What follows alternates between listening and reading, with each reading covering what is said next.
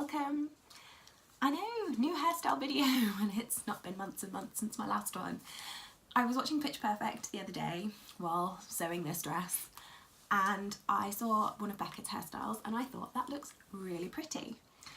And it's a little bit of a variation on the French plait because it looked like the start of the style was twisted instead of plaited, and it creates a very, very nice sort of swoop to the hair. Gives you the opportunity to add a little bit of volume at the sides and the back and a tiny bit at the top, so it almost looks very old-fashioned. And when I say old-fashioned, I mean it almost looks Victorian, not historically Victorian, but you know, modern interpretation thereof. Or those big Edwardian girl hairstyles. You could add lots of volume underneath if you wanted to. I have prepped my hair with some dry shampoo again, which I frequently do for these kind of styles, especially if I want them to look a little bit bouncier. It just gives a little bit more volume at the roots. Of course, you don't have to do this. I'm not actively growing my hair anymore, so I don't worry so much about things that might be a little bit damaging, but if you're actively growing your hair, you may want to avoid anything that could even be potentially damaging. So I'll give you a spin and I will show you what the hairstyle looks like.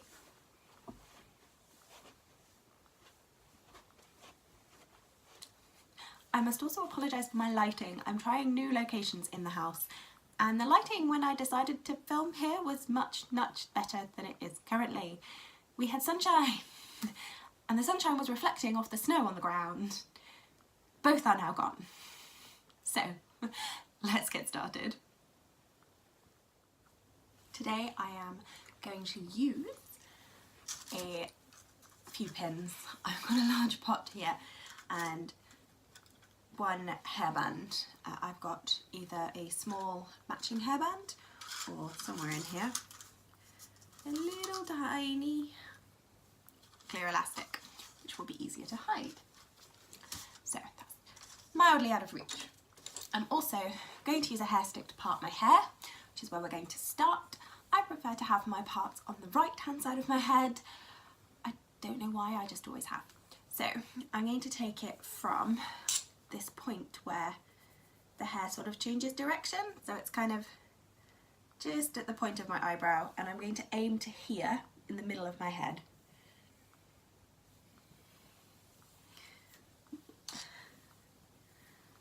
There we go. Ooh.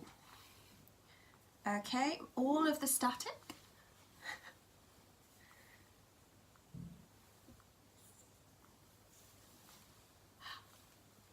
Ta-da. And now, instead of fixing my hair in one direction or the other, I'm just going to vaguely part it in the middle, bring the hair on the right side of my head just down to the side. You could put a pin in it if you want, or I'm just going to put a few turns in for a plait because I want it to be very loosely separated, because I may end up using some of this hair in that one and some of that hair in this one and such. So there we go. Now, to start with, I'm going to flick my hair over my shoulder so I've got this nicely like this. Separate the very first part of your hair. Now we're going to start with a twist. So pulling your hair up and out, put a little twist in it. Okay, and push it a little bit in, pick up a little bit more hair, like that. Try to blend it together. Okay, now this is going to become one of our strands. So I'm going to collect the next section. I'm using reasonably large sections to start with. Right then, now take this, the twist, over the back strand, under into the middle. This will make sense in a minute. Now we're going to do a normal over strand plait, adding hair to the bottom strand. So strand next to the face goes over, strand behind goes over, and then this will be your twisted strand. Add in a little bit of hair, strand at the back over, add in hair and over. When you get to above your ear, I tend to add a little bit of hair to this strand, go over, hold it like that, take my hands, and I know that the top one is the one at the back on the top, the middle one's the one in the middle on the top, this one hasn't gone over yet, put that one over. Now this strand, this specific over, is how tight you're going to want your plait. So if you want it tight, pull this really tight. If you don't want it tight, leave it looser. So if you want it higher, leave it looser. If you want it lower, make it tighter, okay? Top over. And then more hair this time with the left hand.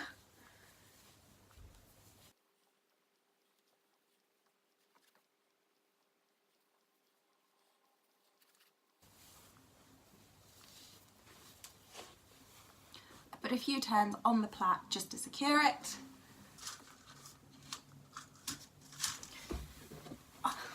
Drop all my hairbands on the floor. This time I'm going to put a hairband in it.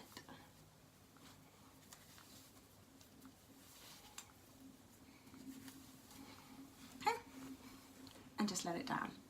So this is what the first side looks like.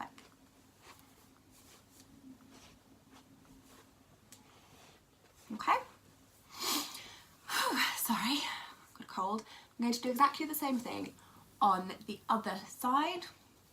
Obviously there is slightly less hair here, so your initial sections need to be a little bit smaller. The aim is to end up with a plait that sort of starts at the same place on your head, if that makes sense.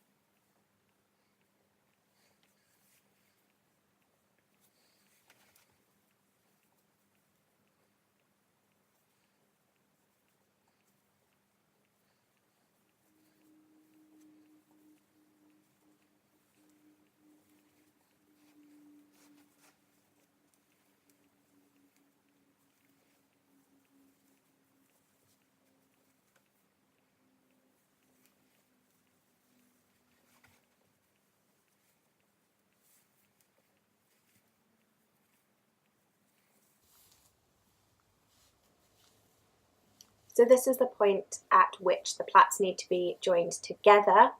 In order to do this, I am leaving the left-hand plait still secured and just joining together the strands with each of the strands individually at the base of the plait.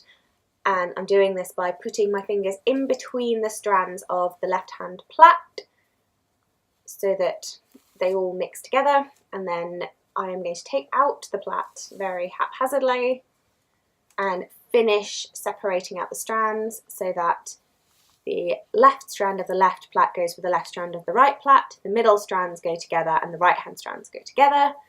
I am then just doing a normal English braid, and you choose which side goes over first by which one feels like it will make the plait more secure. And I prefer to braid from the front when I can. If you try and come over so that the braid is moved towards the direction you're going to twist it, you will get less problems when we go to make the bun later. So this is the first step of the style. This is the point at which you want to puff the hair as much as you would like. So I am only going to puff the top bits, not the plait. The way that you puff a plait is that you take the outer part of the section you want to puff and you pull it. So you don't pull it evenly, you pull the outer part more than the inner part. If you just pull the inner part, it will make your plait looser. If you pull the outer part, you add volume.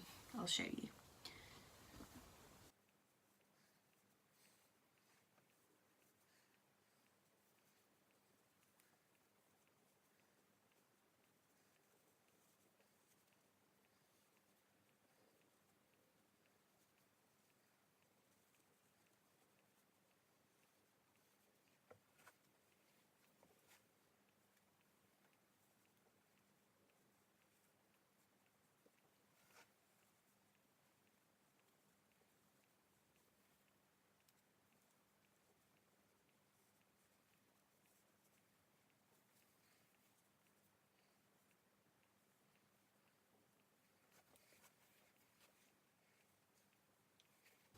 So I have puffed my hairstyle a little bit. I'll show you what that looks like.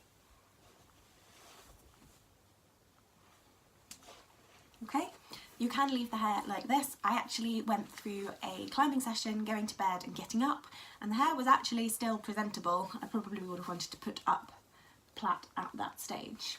So the next step is the bun. You could just do a normal hair stick bun with your plait, whichever one you like. What I am going to do is a bun that I'm going to tuck under the rest of the hair. So I am going to make a bun and then stick it to my head, which sounds a little odd. I will turn around and I will show you what I mean, because this will allow us to have all of the underneath strands under this part, so it will look like a little bun popping out over the top. And I've got my selection of pins. There's going to be a lot of holding and pinning. I will put a voiceover on if my hand movements aren't clear enough.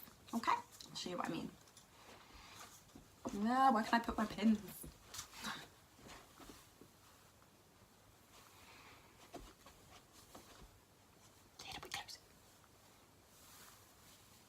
So I am just looping the hair around, and I am not securing it to my head. You can see that it's actually on an angle at the moment.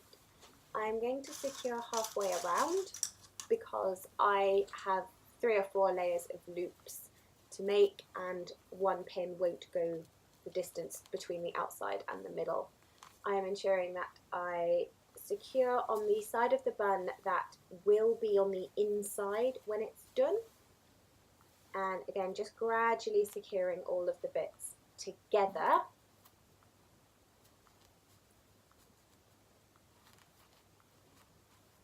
This bit does get a little bit fiddly, and then the final loop I'm just securing to the underside of the bun. At this point I am also securing the bun to my head. I'm doing this all by feel, but you could use double mirrors if that is easier for you.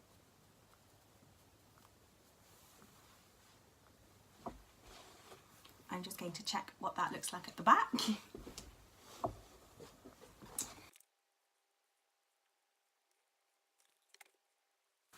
Right, so that's the last of my poofing done.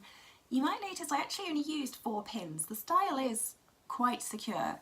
I think for a full day or any strenuous activities that you were doing, you would probably want to put a few more pins in it, but it is actually surprisingly comfortable. If you put too many pins in the hairstyle, especially ones like this, you will find that it becomes quite uncomfortable because the pins cross over each other, they shift a little bit, and then they start to dig into your head, and there's nothing worse than getting halfway through the day realising you have no mirror, no time, and you just want the pins out of your hair.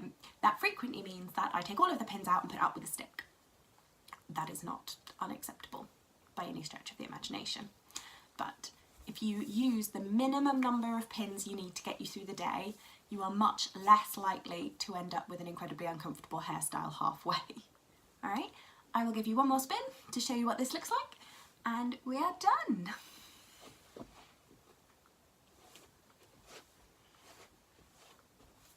Happy styling!